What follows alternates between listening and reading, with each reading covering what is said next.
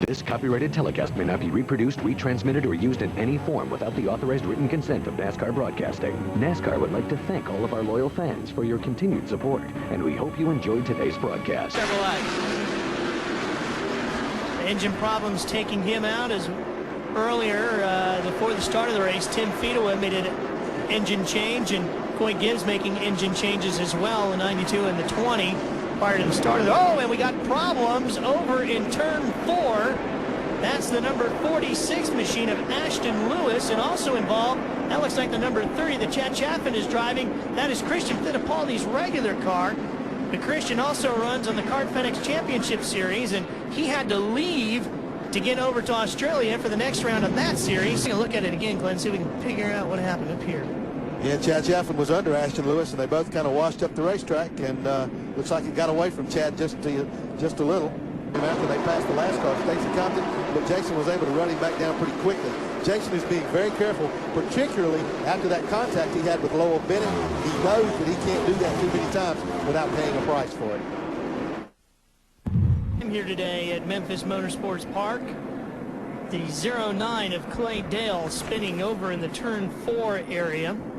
And it looks like the 64 might have been involved as well. That's Richard Jarvis. Oh, we got one rig sliding through the front straightaway grass. He's got to keep that car moving. He can't let that car stop because it's so wet and muddy down there. Looks like he's going to make it through. Randy LaJoie in the incident as well. So the winner of last year's event here at Memphis has his number 7 torn up. And the third caution flag of the day is out. Yeah, Riggs was able to continue on. He just barely got the nose into the wall when he went sliding through the grass. Don't think there was too much damage to his car. Let's take a look at it again. Here's Riggs, right here, the number 10.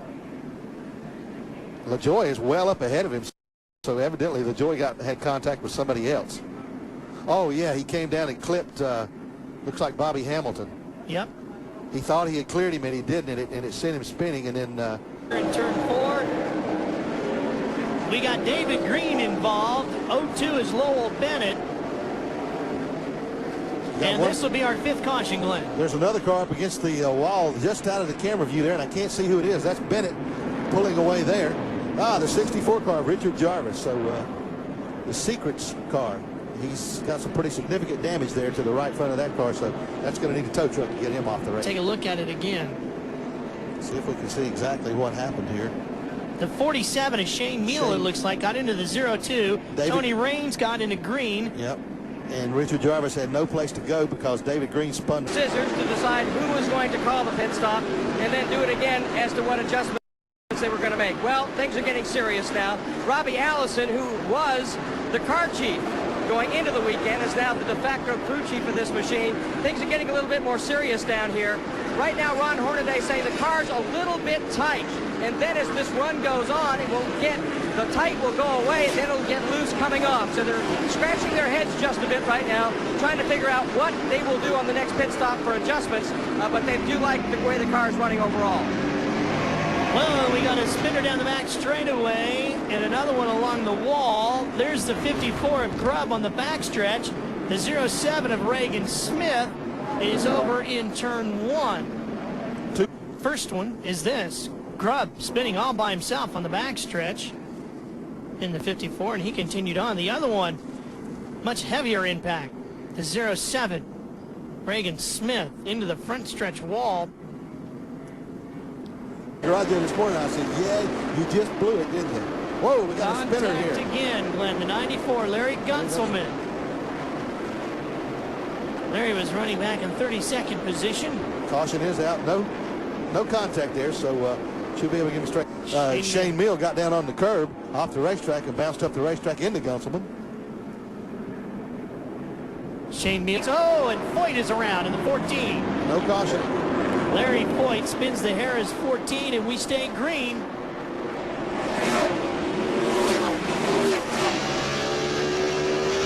So Parker now sees 2 positions slip through his fingers. And Greg Biffle, meanwhile, just starts to click off the laps here at Memphis.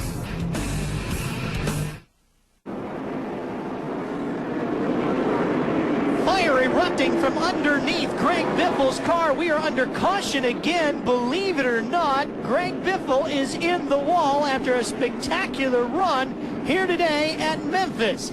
And the heat isn't going to be just underneath the car. I am sure he is going to be extremely hot under the collar, Glenn. Oh, no. Watch this. Watch what happens. He's going to go by and put a lap on Lowell Bennett, who's several laps down. Watch him come in and watch Bennett go right up the racetrack. Boom! Comes way up the racetrack and just clobbers Greg. Into the wall he goes. Out of the lead, more than likely out of the race. That's a hard hit. Spun the rear tires. He's getting a good bite up off the turn, and so he's just using the throttle. We've got a car in trouble. Gunselman. And Larry has had trouble all day today in the 94, and will that bring out a caution? He has gotten into the wall, the right side of the car. It's very flat. It's been pancaked. Hopefully he can make it back to pit road before the car comes to a stop. I don't know if he's going to make it, Glenn. Let's take a look at the replay. Coming off of turn 4. Boom! Wow, he was up in no man's land there. Very high up on the racetrack. He's kind of... There's Stacy Compton on the backside of Jack Sprague. Sprague is deep in the field, a lap down in 21st, and Compton trying to get around him, but Stacy runs in 7th. He's trying to catch Jamie McMurray.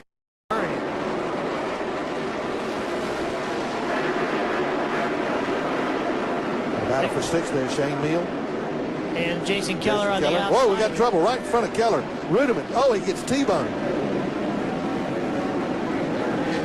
Lots of cars involved in this one. Mike McLaughlin is one of them. The 75 is Butch Miller. Looks like Ashton Lewis is in there. Yes, he is right there, the 46. A little bit of fire inside the right front. There is Mike McLaughlin trying to get out of that very, very wet infield. All that rain over the weekend.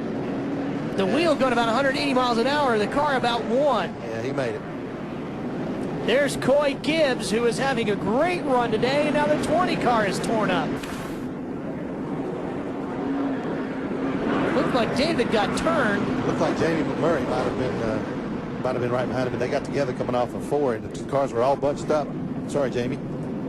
Oh, ooh, Hank booted him pretty good. Now watch Mike McLaughlin gets hit when he slowed down, spins off through the grass. Rudiman up the racetrack, gets clobbered. That was Butch Miller that hit him. And then Butch gets hit. And now we're being told that the number 20 of Coy Gibbs is going to be held for 2 laps for rough driving by NASCAR. But I don't see Coy in this group Well, here. I think That's 6th, 7th, 8th position going on there. the 12 car you saw up high there was Kerry Earnhardt trying to take position. He got way up high. Johnny Sauter trying to get inside of Ron Hornaday for 2nd down into turn. Whoa, Johnny. Hang on, Johnny! Around he goes. Man. Boy, he ran it in there deep. Yeah, No caution. Yes, caution is now out as Sauter continues away. Got a good line there. Look at this. Good hard run. Nah, he just got the turn too hard. Did I see Hornaday pointing out the side of the car there? Oh, really? Yeah. I'll restart because we're under 10 laps to go. Green flag. McMurray trying to get around Hornaday.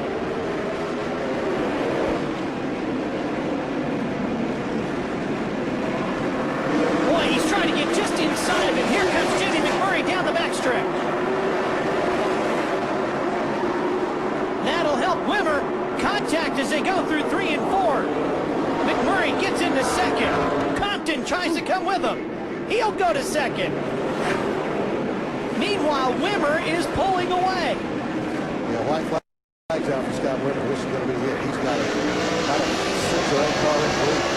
Scott Wimmer down the back straightaway as a battle for 2nd rages on. It'll be his 2nd career NASCAR Busch Series victory, his 2nd win in 2002. Scott Wimmer wins the Samstown 250 in Memphis.